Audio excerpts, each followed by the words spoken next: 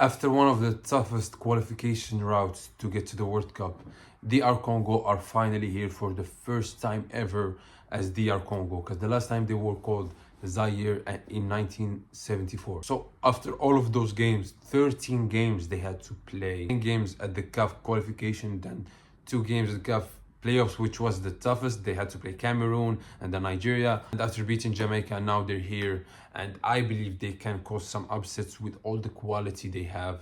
The players like Noah Sadiki, the players like the defense with Mbemba, Wan-Bissaka, Tuanzebe, Masuaku, and a lot of other players that can carry this team, and especially the man on top sacrificed his season at his new club Newcastle just to be there for the March window and to qualify them for the World Cup. Wissa, even though he hasn't been great, yesterday he missed a sitter against Arsenal, but still he is a good player, a lot of quality. He's 29, in his prime, and he's the main man for his national team.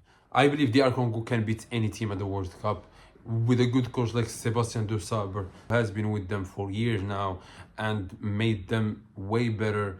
He made them get the semifinals at the 2023 AFCON and draw with teams like Morocco, beat teams like Egypt, and caused a lot of upsets. And they were really unlucky to be in a group with Senegal at the World Cup qualification, really the best or second team in Africa. After a decent 2025 AFCON where they lost to Algeria with the last minute screamer from Bourbina, I believe they have all the tools to try and make DR Congo proud and go as far as they can in this World Cup, even though this World Cup is not easy. Their group is not easy. They got Uzbekistan, a really tough team to beat too. They're just like DR Congo. They're the Asian version of DR Congo, really strong defensively with Husanov, and Colombia, probably the second or third team at the CONMEBOL with Luis Diaz, Luis Suarez on top, and Portugal, one of the favorites for this World Cup. I believe DR Congo should play all their chances,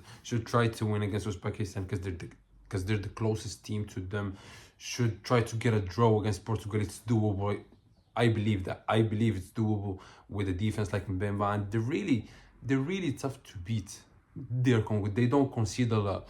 I can't see them like losing 5-0 or 4-0 or conceding like 4 goals. The last time that happened was probably 2022 when Morocco won against them like 4-1. That's it. I can't remember any other results where they go like beat like 4 or 5. So they're a really tough team to score against. Even against, the only problem I got with them is like they've only been tested against like the major African teams, Morocco and Senegal, Nigeria, Cameroon, but they still haven't played against like the only team they've played against that is not in Africa in these last years was Jamaica, because they had to play against them at the playoffs, and not I can't recall any other team they've played against that is not in Africa. So that's their biggest problem. But their players are top tier. They play in the top 5 leagues. They're really good.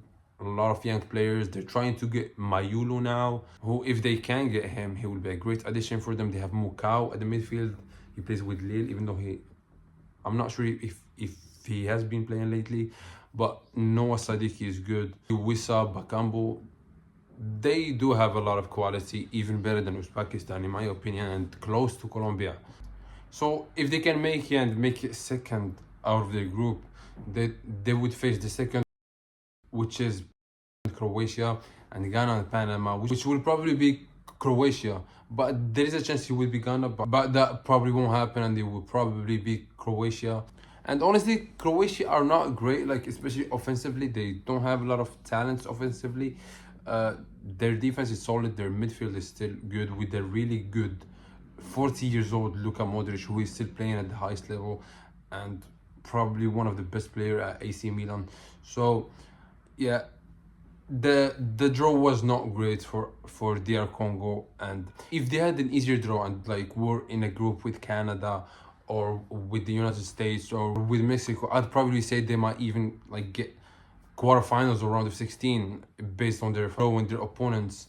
But in this group and in these opponents, it's really tough, because even if they beat Croatia, and I'm pretty sure they would face like Spain after, which is like just so unlucky. But yeah, that was the vid. I hope DR Congo can make us proud and do something in this World Cup, and why not get to the round of 16? That would be really good, and especially get their first win at the World Cup, because last time 1974 they lost all the games.